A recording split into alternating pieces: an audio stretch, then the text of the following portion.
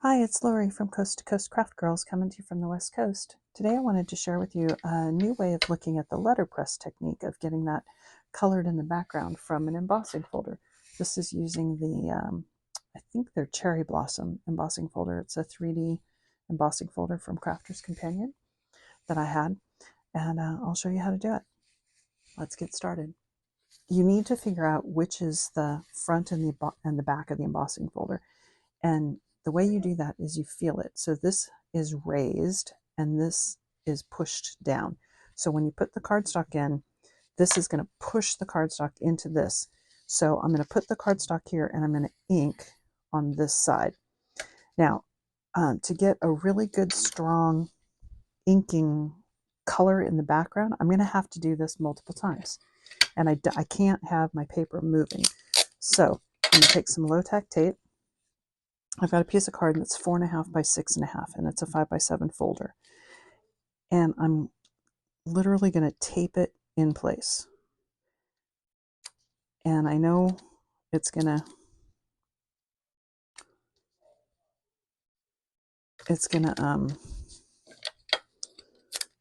it means that the ink's not going to get on those edges, but that's okay. I don't care because I'm going to trim it down. I can trim it down anyway.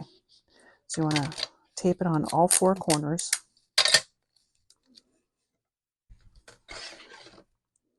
Because I like the letterpress look, but I don't like when I get the letterpress look, but it's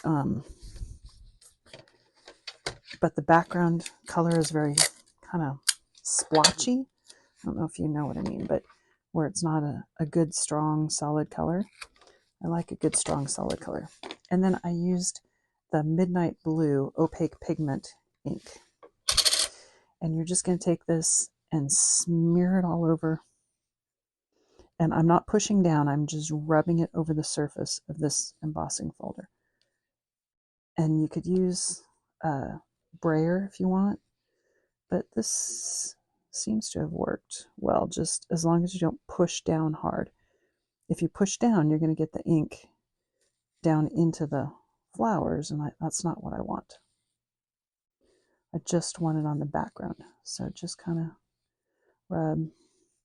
Now I can see that I actually pushed down here and I got ink into this flower. So what I'm going to do is I'm going to take just a little bit of a paper towel, and it's on my finger, and I'm just going to kind of clean out a little bit of that flower like that. And then we're going to fold it shut and run it through. Now see, this is what I mean by splotchy. I get that. I mean, that's nice in the background, but it's not the deep color that I really wanted. So because I taped that paper in place, let's do it again. So same thing.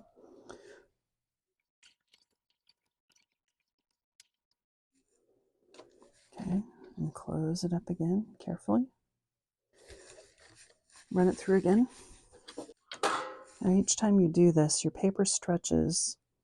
So on this one, I don't know if you can see, my tape actually came undone when I was putting it through. So see how this top is shifted?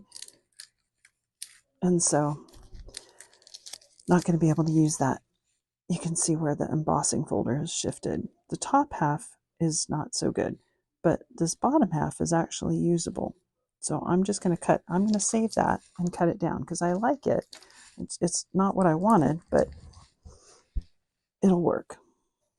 Now to clean this up, you can just use a wipe, or I'm just going to take it in the bathroom and wash it in the sink. Okay, I washed this up, and you can see that it's still sort of stained blue, and that's okay. It won't hurt anything. All right. Now, this one, as I said, see, it shifted a little bit on the top. Not thrilled with that. I'm going to go ahead and ink it and see what I think. See if I like it. If not, I'll cut it down. But I'm going to first trim those top tape marks off.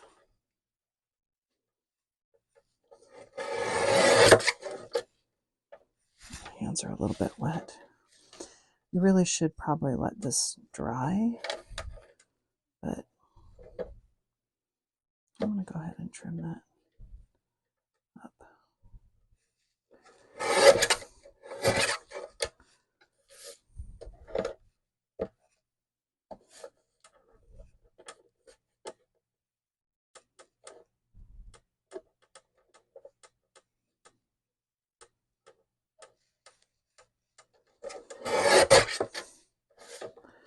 Okay, I think that's actually going to work fine. So see, even if it doesn't work out exactly the way you thought, it'll be fine. Maybe I'll just put my sentiment up there. And then we're going to use a little bit of, I think I'll use fuchsia to color in those flowers.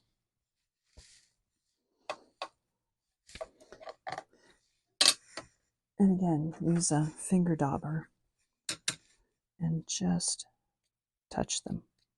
I don't want them dark. I just want a hint of color.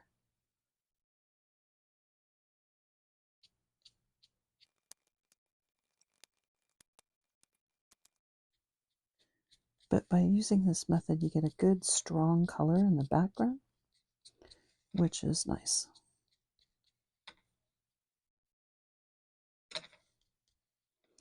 You do have to be careful because if the tape shifts and their cardstock, or if you lose the tape and your cardstock shifts, then you are going to get the embossing moved. But, just give it a try and see what you think.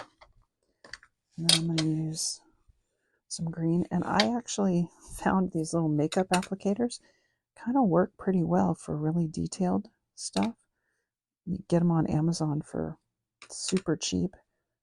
A bunch of them for next to nothing. They don't have to be super high quality because if they start to fall apart, you just throw them away and get a new one. But you can wash them.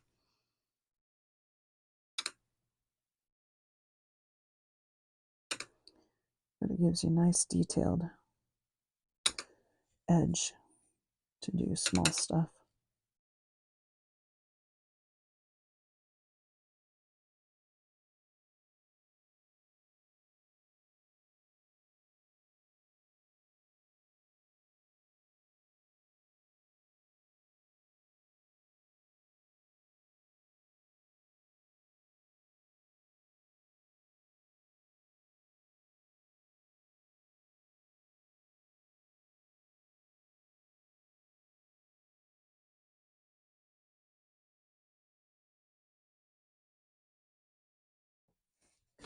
Then again, I used my Sunshine Yellow sparkle pen just to kind of come in and highlight these centers.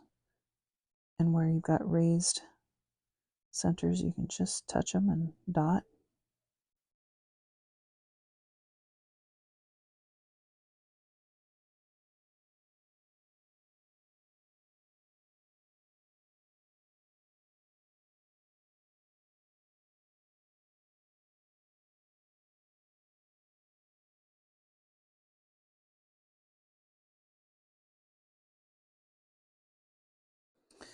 And I think I'm just going to kind of give this couple of these little stamens in the middle a little bit of a yellow sparkle.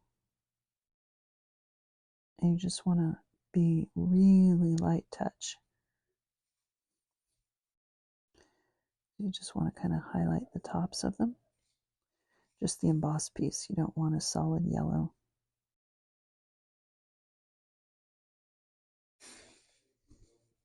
Just about like that.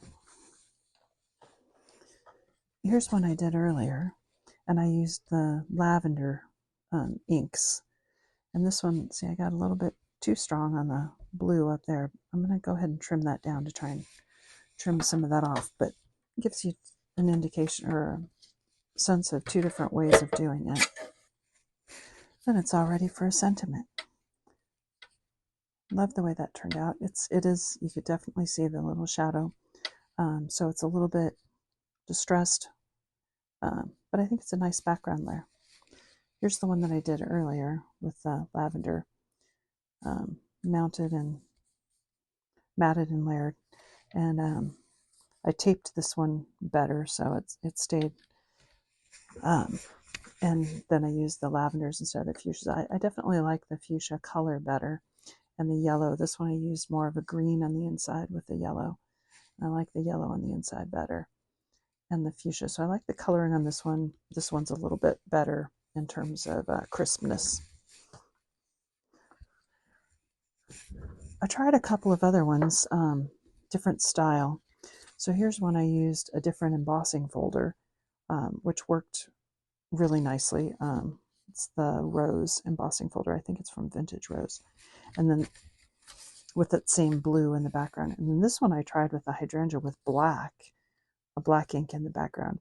It's very striking, and I can't decide if I like it or not. So I haven't mounted these onto card blanks because I haven't decided. I like this one. I think the black, I'm a little less of a fan. I'm not sure. It's growing on me, but I'm not sure. So anyway, some different options. You can try different colors in the background, but that gives you a way of getting a nice strong color in the background when you do the letterpress technique. Hope you like that.